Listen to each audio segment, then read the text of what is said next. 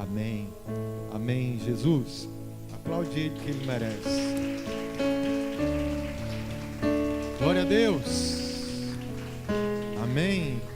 Por favor, abra sua Bíblia. Você que trouxe no Evangelho de Mateus, capítulo 17, a partir do versículo 14. Mateus, capítulo 17, versículo 14. Toda a glória seja dada ao Senhor.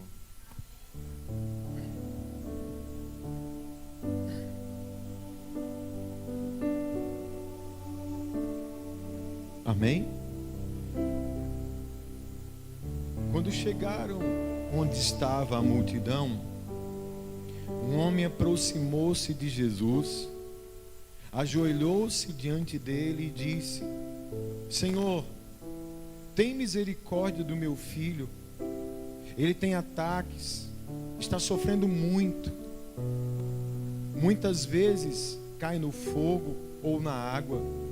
Eu o trouxe aos teus discípulos, mas eles não puderam curá-lo. Respondeu Jesus: ó geração incrédula e perversa, até quando estarei com vocês? Até quando terei que suportá-los? Tragam-me o menino. Jesus repreendeu o demônio. Este saiu do menino e, desde aquele momento, ele ficou curado. Então os discípulos aproximaram-se de Jesus em particular e perguntaram: por que não conseguimos expulsá-lo? Ele respondeu: porque a fé que vocês têm é pequena. Eu lhes asseguro que se vocês tiverem fé do tamanho de um grão de mostarda, poderão dizer a este monte: vai daqui para lá, e ele irá. Nada lhes será impossível. Mas esta espécie só sai pela oração e pelo jejum. Amém? Podem sentar-se, amados.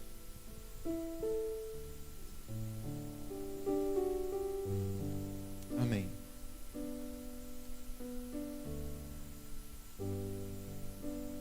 Esse é um episódio bastante conhecido.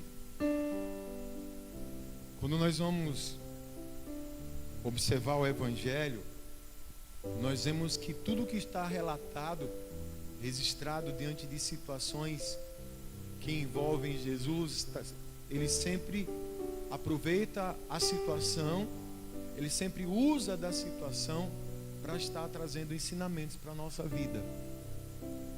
Aqui o texto fala da história de um pai desesperado com o sofrimento do seu filho. O filho estava endemoniado. E esse espírito das trevas queria destruir a vida do menino. Jogava no fogo, jogava na água, entrava em convulsão. E esse pai desesperado, ao saber com certeza de que Jesus e seus discípulos estavam ali operando, cuidando das pessoas, ele leva o filho dele. Primeiro leva para os discípulos. E os discípulos ali, diante das instruções de Jesus, tentam ajudar. Só que eles não conseguiram. E o pai, mais desesperado ainda, vai até Jesus, se ajoelha, se prostra: Senhor, a situação do meu menino é essa. Terrível. Está aí. Está sendo destruído. Levei para os seus discípulos, mas não conseguiram fazer nada. O texto nos leva a entender que Jesus fica até um pouco meio aborrecido diante do fato: a geração incrédula, povo que não tem tanta fé, até quando eu vou estar com vocês? Às vezes Jesus se aborrecia um pouco, porque ali o tempo todo ensinando, mostrando, mas ser humano, a gente é meio complicado às vezes de aprender as coisas. Mas aí ele diz: tragam esse menino aqui. A palavra diz que Jesus expulsa o demônio daquele menino, liberta aquele menino. Aquele menino vai embora dali curado, liberto. Diga glória a Deus, irmão. O fato foi tão espantoso que depois, assim, em particular, o texto diz que os discípulos vão conversar com Jesus. Jesus, conte aí agora esse segredo, porque nós fizemos o que o Senhor mandou e não funcionou. Por que a gente não conseguiu expulsar esse demônio? Aí Jesus explica. Primeiro ele diz: porque a fé de vocês, quem lembra do texto? É pequena. Vocês estão ali no ritmo, mas vocês ainda não têm fé suficiente. A fé de vocês não foi suficiente. Porque se vocês tiverem um pouquinho de fé assim, um pouquinho, Jesus faz a ilustração: vocês podem mandar uma montanha mudar de lugar, que ela vai. E depois ele vem com algo que ainda chama mais atenção, falando a respeito sobre aquele tipo de mal, sobre aquele demônio que estava sobre o menino. Jesus identificou e disse que aquela espécie só poderia ser expulsa por meio de quê? Oração e jejum. Amém, amados? E eu, meditando ao Senhor, o Senhor trouxe essa palavra para o meu coração. A gente está aqui orando pela nossa família. Toda terça-feira eu repito isso aqui. Nós estamos aqui para fazer 2 declarações de amor. A primeira para Deus, estamos aqui porque amamos a Deus. E a segunda, estamos aqui porque amamos a nossa família. E queremos ver o cumprimento da promessa de Deus na nossa casa, na nossa família. E quando se fala disso, aqui nós vemos claramente, amados, uma coisa que a gente tem sempre que lembrar. Para quem não sabe, entenda isso. Estamos no mundo, mas estamos aqui também ao mesmo tempo lidando com questões espirituais. Espirituais. Deus insiste em falar isso conosco. A nossa batalha não é um contra o outro. A nossa batalha acontece nas regiões celestiais. É a batalha espiritual. E batalha espiritual requer armas espirituais. Requer preparação. Requer entendimento. Sabe? De cara a gente descobriu aqui no texto que os discípulos de Jesus não estavam nem orando nem jejuando. Porque se tivesse orando e jejuando, o menino teria sido liberto por eles. Além disso, apesar de estarem com Jesus, também foi revelado que eles não tinham tanta fé assim. E como Jesus, ele é Deus e nos ama demais, ele sempre vai falar ao nosso coração o que nós precisamos fazer.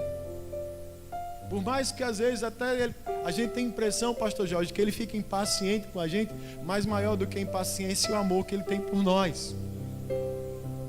Para nos ensinar o amor e a paciência para tratar com a gente. Sabe, amados?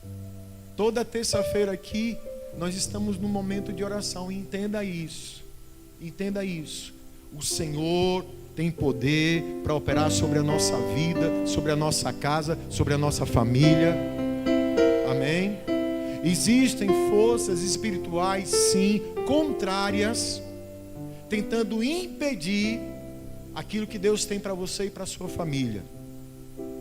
Existem forças que podem estar dominando. Existem forças agindo do mal mesmo, para tentar nos destruir a nossa casa. E nós vimos aqui através desse texto da necessidade nossa, de que se queremos ver o milagre, se queremos ver a mão de Deus agindo na nossa vida, além de ter fé, eu já louvo a Deus pela sua vida. Você que está aqui nessa noite é porque você crê. Você que está nos acompanhando é porque você crê aí também na sua casa.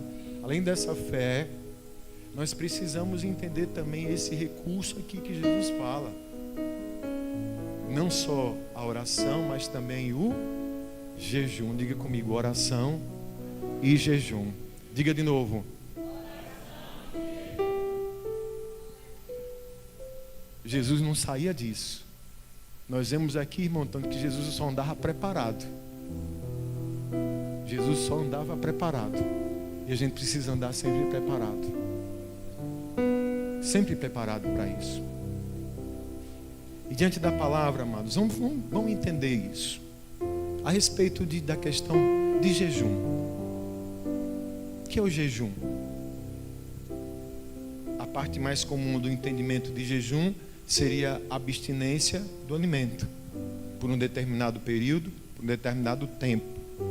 E não é o jejum só para você ficar com fome, mas o jejum ele tem um propósito diretamente ligado a questões espirituais.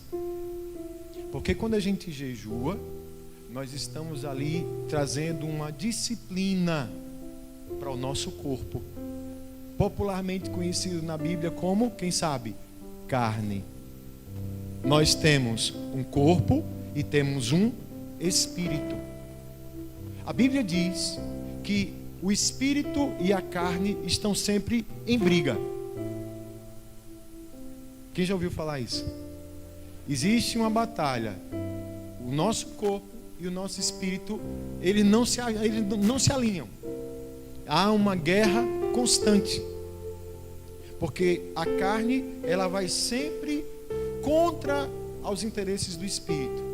Isso é simplesmente explicado pelo seguinte: a nossa carne, ela foi totalmente comprometida e afetada quando o pecado entrou no mundo. Foi comprometida. Por isso que esse corpo aqui, o seu, não vai para o céu. Vai virar, né? Vai ficar por aqui. Mas o espírito, o fôlego de vida que o Senhor soprou em nós, o espírito é parte de Deus e precisa voltar para Deus. Amém? E vai voltar para Deus. Amém? Esse espírito vai voltar para Deus. Ele está sempre ali lutando.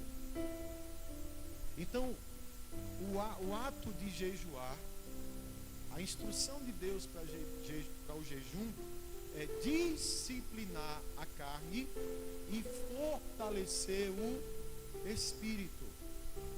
É você dizer para o corpo quem é que manda. E quando eu falo corpo, entenda tudo aquilo que está relacionado à nossa vontade humana. Quer ver? Vou pegar um exemplo simples. Entenda. Dia de hoje, 6 da manhã, nós temos uma oração no Instagram. Eita glória. Amém? Amém? Mas muitas vezes, eu digo isso que acontece comigo. Muitas vezes. Pense num tempo como esse, Thiago. Está fazendo um calor de madrugada, né? Pense no calor que está fazendo. Aí a gente pergunta, sabe, Dinha? Irmão, cadê você? Cadê fulano? Está no monte de coberta lá, todo enrolado. Está no monte, irmão. Ou espiritual, não é? No monte de coberta lá. Vai dizer assim, é o quê? Não. Acordar às 6 da manhã. Obviamente a gente entende muitas vezes o cansaço, né? Alguém enfermo naturalmente. Mas veja, o corpo vai, o celular toca, aí alguém, aqui o pessoal tudo espiritual, o alarme está assim, aí, 5 da manhã oração lá piscando, né? A gente bota assim. Aí o corpo diz, durma mais um pouquinho, bote no soneca, né? Bote lá, durma mais um pouquinho, né? De 10 em 10 minutos, né, Ítalo? De 10 em 10 minutos. O corpo não vai não. Mas o espírito está ali. Quem está entendendo isso aí? Eu já ouvi essa expressão.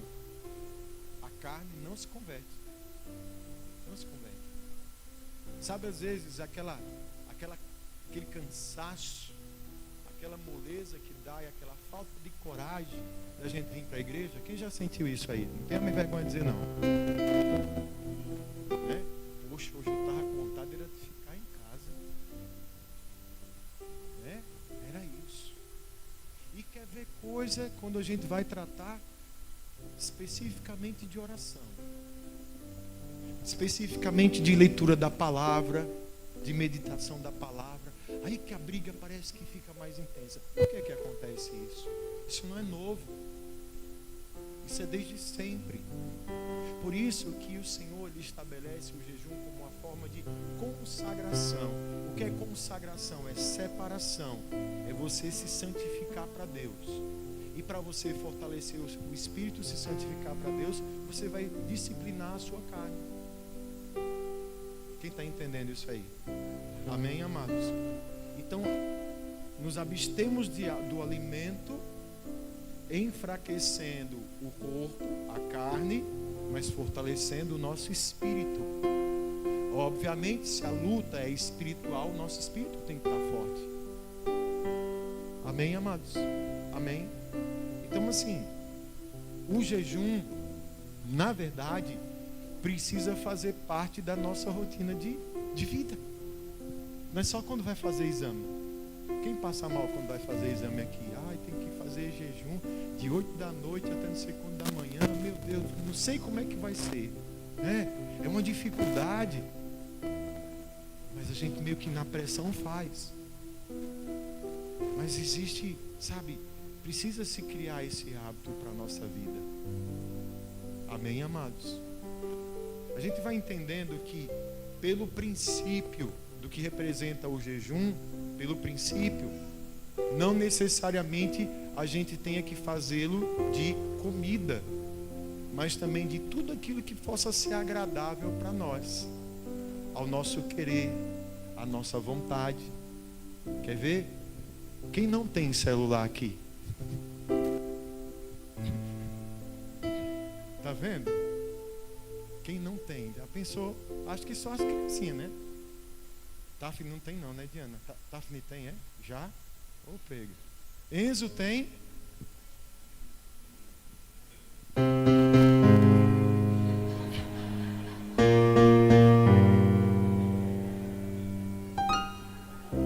Ó, Deus está vendo, viu? Sabia que tem gente... Eu ouvi hoje uma palavra de um professor, ele é neurocientista. Tem pessoas que chegam a ter crises de abstinência bem semelhantes à abstinência da droga quando elas ficam sem rede social. Fato. Pessoas estão... Parece que o celular, ele faz parte já do corpo da pessoa. Se é marido e mulher, acorda, não dá beijo mais na esposa, vai abrir o celular para ver se tem alguma mensagem já. Aí se de repente você passar um tempo sem se alimentar disso, vai sentir, mas aí você vai lembrar, opa, eu estou entendendo agora, pastor, o que é que está acontecendo. Aí eu vou trazer agora alimento para o meu espírito. Como é que a gente fortalece o espírito, gente? Tem muita coisa. Tem a Bíblia, tem a palavra de Deus. Aí vem a oração.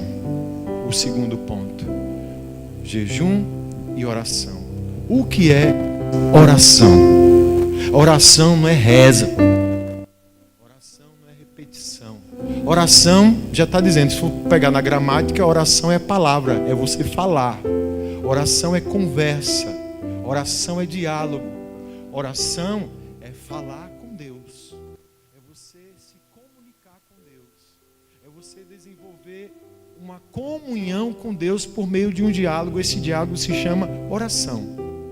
Orar é falar com Deus. Por isso que não cola quando a gente diz que não sabe orar. Porque se a gente sabe falar, a gente sabe orar. E Deus, escute, Deus não está preocupado com o nosso vocabulário, nosso português rebuscado. Vós, quem sois que me deste? Não. Mas eu não sei orar que nem lá o pastor. Eu não sei orar que nem a pastor. Peraí, não é isso.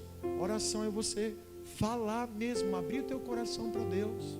É você chegar diante do Senhor e ter conversas diárias com Ele. Paulo ele é tão radical que ele diz lá em Tessalonicenses: orai sem cessar. Por ele era orando o tempo todo. Porque quando você, escute, já notou isso? Quanto mais você conversa com alguém, mais íntimo você fica dessa pessoa. Minha esposa não veio, tá em casa hoje, amor da minha vida. I love você.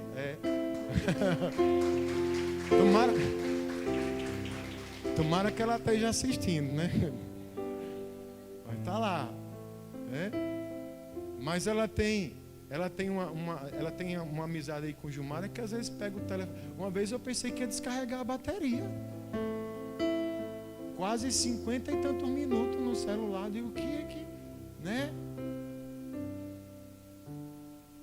Porque quanto mais a gente conversa, mais a gente fica íntimo. Algumas pessoas se queixam pelo seguinte: pastor, eu começo a orar, mas depois eu não sei como orar.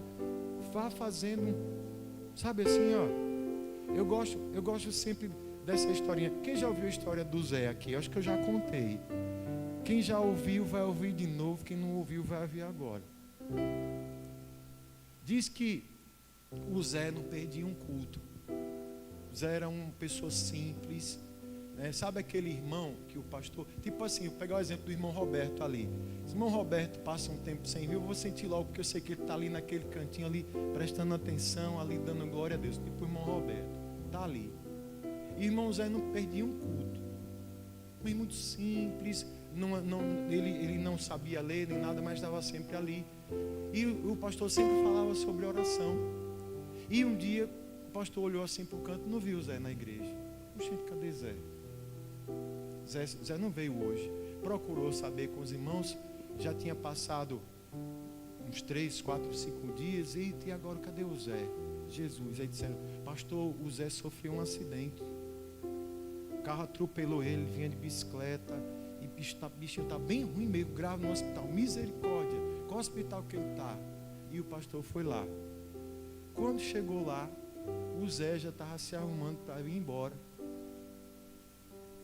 Aí disse: ô Glória, foi o que aconteceu? Não, pastor, estou bem, graças a Deus. Rapaz, foi um milagre. Ele fez: pastor, acho que foi mesmo. Mas eu peguei, quando o senhor falou disso para a gente orar do nosso jeito, sabe como era a minha oração que eu fazia lá na igreja? Eu chegava lá, fazia bem assim: oi Senhor, eu sou o Zé. Pronto, amém. Eu falava só isso aí. Oi Senhor, eu sou o Zé. Fazia assim e dizia amém. Foi.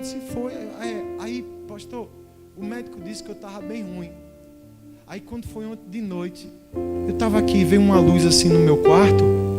Aí veio um homem de branco e se sentou assim do meu lado. Aí diz assim: oi Zé, eu sou Jesus. E eu fiquei bom. Sabe?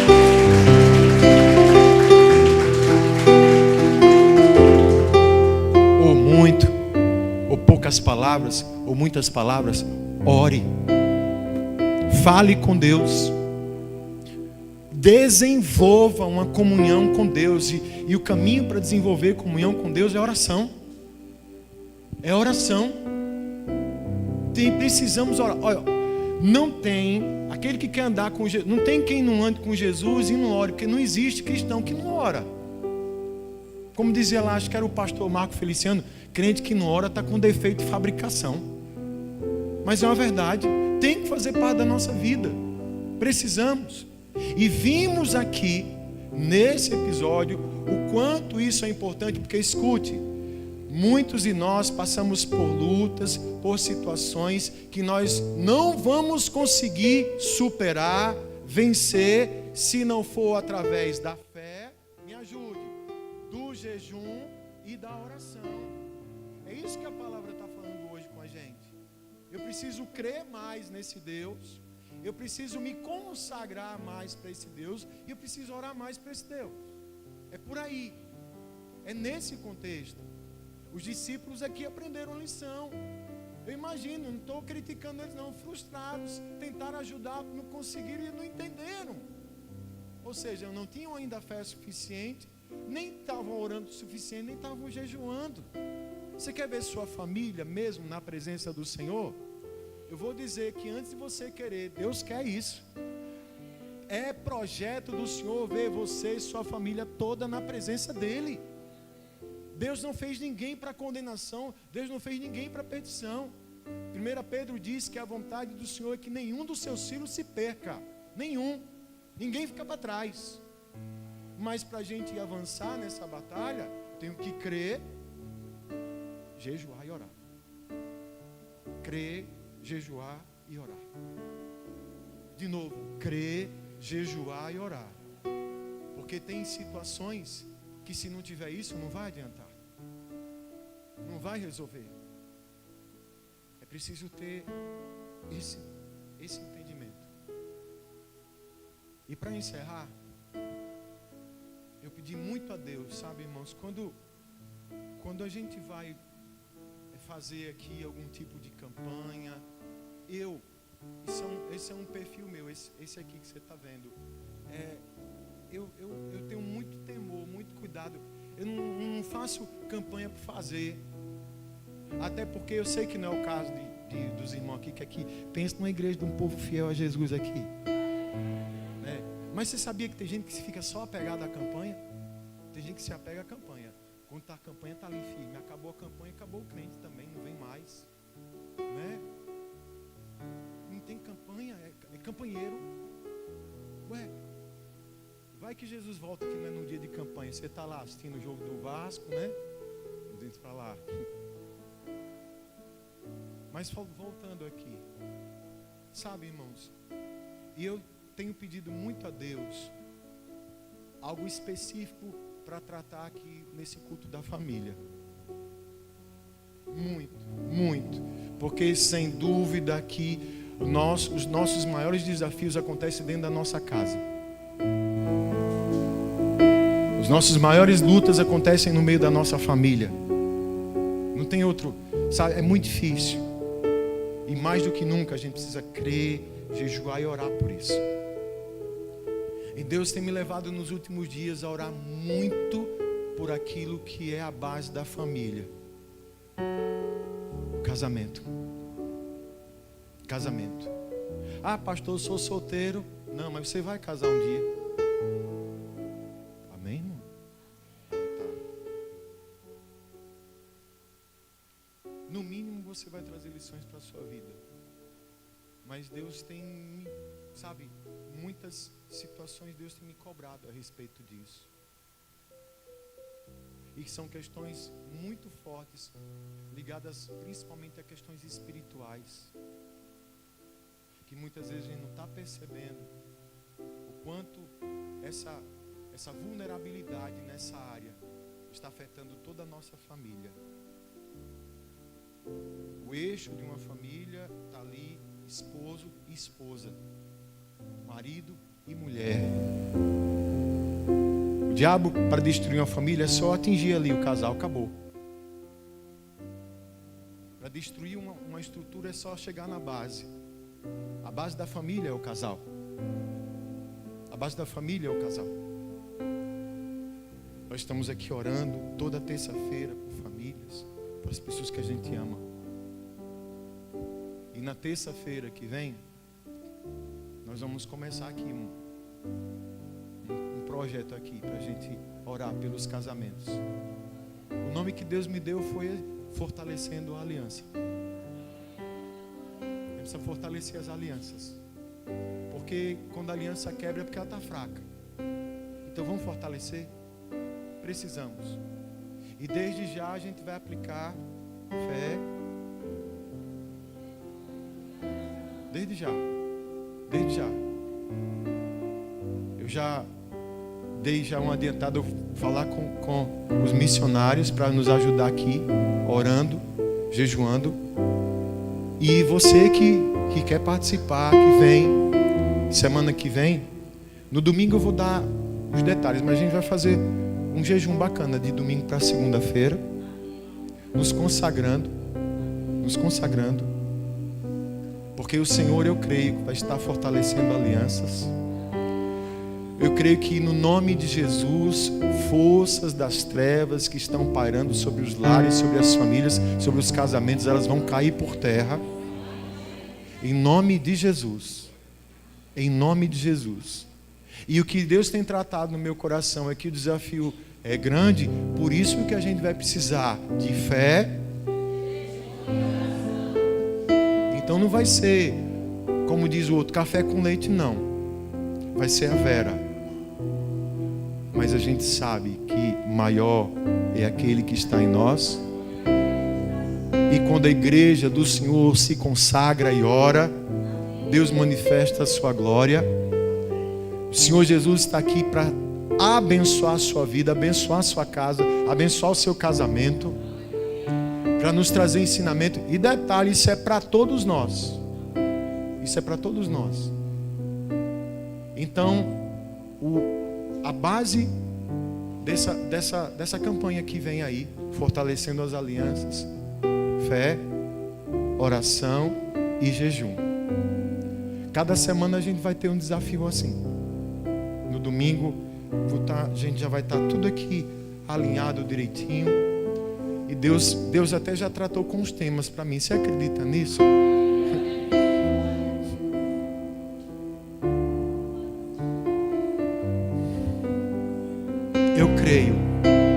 Eu creio que Jesus vai fazer muito milagre. Já começou a fazer.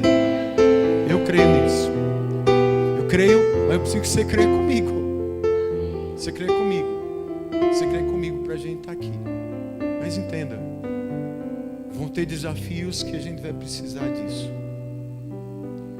E eu sei que o Senhor Jesus, Ele está conosco nessa batalha. E nós veremos, sim, milagres de Deus acontecendo na nossa vida e na nossa família. Amém, amados? Amém? Você fica em pé um pouquinho comigo, por favor.